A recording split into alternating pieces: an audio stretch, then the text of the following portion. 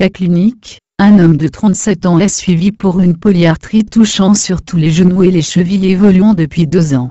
Malgré l'absence d'éléments formels, pas d'antécédents infectieux, pas de signes inflammatoires, pas d'ALLH-LAB27, le diagnostic de spondylarthropathie périphérique est retenu.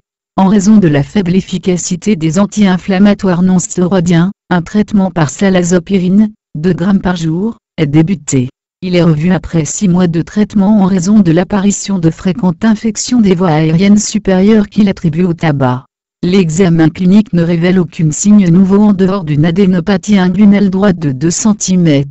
Le bilan que vous avez réalisé confirme l'existence d'un discret syndrome inflammatoire, C-réactif protéine 25 mg par litre, mais objectif surtout une lymphopénie, lymphocyte 900 mm3, une hypogammaglobulinémie, 4 g par litre, à l'électrophorèse et la présence d'anticorps antinucléaires à titre élevé, dilution à 1/1280, moucheté sans spécificité antigénique détectable. Cette situation pose un problème diagnostique difficile suggérant 3 hypothèses. Vous évoquez en premier lieu la possibilité qu'il s'agisse d'une authentique spondylarthropathie, dont le traitement par salazopyrine est responsable des différentes anomalies clinico-biologiques observées. 1. Quelles sont ces anomalies?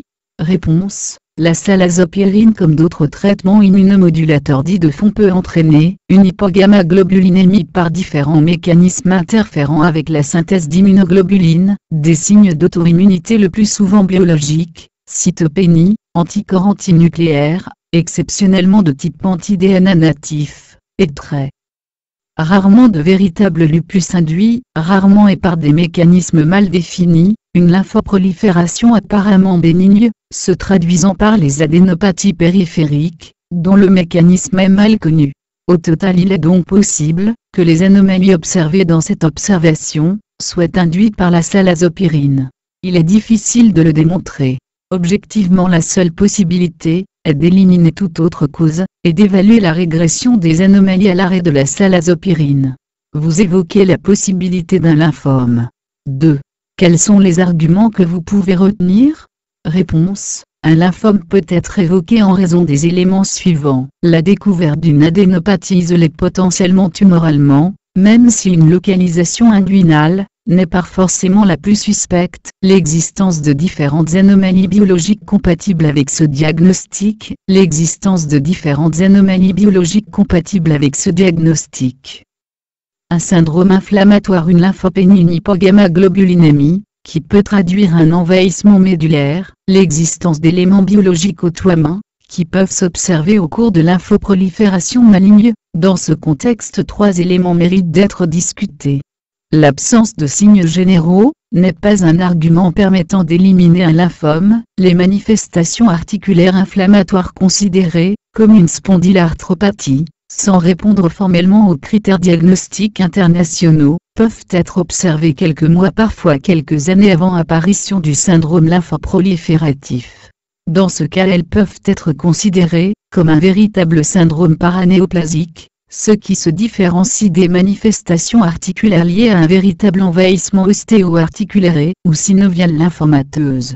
Néanmoins, cette situation est exceptionnelle, en particulier quand le recul est de 2 ans. Le rôle inducteur de la salazopyrine est discutable car il n'y a pas de preuve épidémiologique ou immunologique formelle, même si, comme nous l'avons vu, il a déjà été observé des lymphoproliférations apparemment bénignes.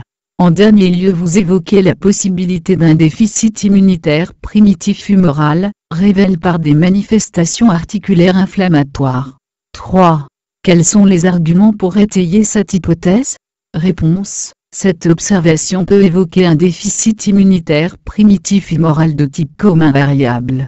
Les arguments en faveur de ce diagnostic sont l'existence d'une hypogammaglobulinémie assez importante, sous réserve de l'absence d'arguments en faveur d'une autre étiologie, des stigmates d'auto-immunité, lymphopénie, anticorps antinucléaires, un syndrome lymphoprolifératif, se manifestant pour l'instant par une adénopathie inguinale, les manifestations rhumatismales doivent être discutées dans ce contexte avec 2 hypothèses essentielles. Soit il s'agit d'un authentique rhumatisme inflammatoire précédent, la révélation du déficit immunitaire.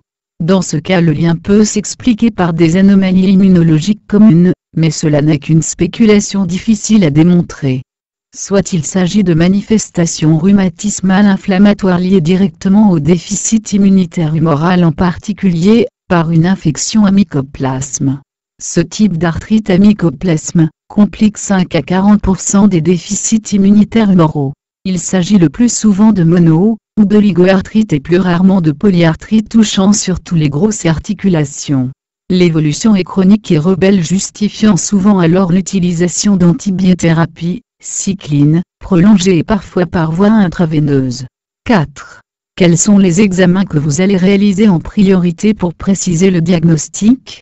Réponse: un scanner thoraco-abdominal, et une biopsie ganglionnaire et médulaire pour préciser la nature de ce syndrome lymphoprolifératif, et d'éliminer formellement un lymphome, un bilan immunitaire plus complet comprenant une enquête familiale, un dosage pondéral des immunoglobulines, et des sous-classes d'IgG, un phénotypage lymphocytaire T, B sanguin, la recherche d'anticorps vaccinaux.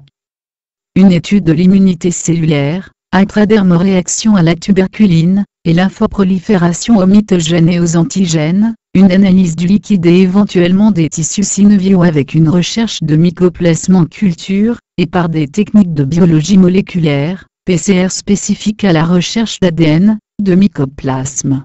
Abonnez-vous à la chaîne Poster Vision, pour être au courant des nouveaux